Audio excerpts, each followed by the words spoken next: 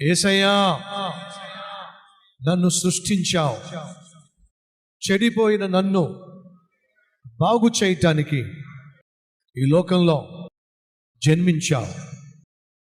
తప్పు చేసింది నేను, శిక్ష రావాల్సింది నాకు, కానీ నన్ను ప్రాణంగా ప్రేమించావు కాబట్టే నాకు రావలసిన శిక్షను నీ మీద వేసుకున్నావు.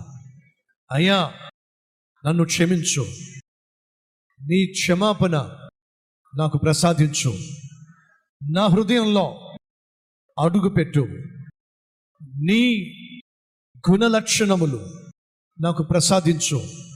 బ్రతికున్న 3 నాళ్ళు దేవుని బిడ్డగా పరిశుద్ధంగా ప్రతి ఒక్కరికి ఆశీర్వాదకరంగా జీవించే జీవితం దయచేయమని యేసు నామం పేరట వేడుకుంటున్నాం తండ్రి.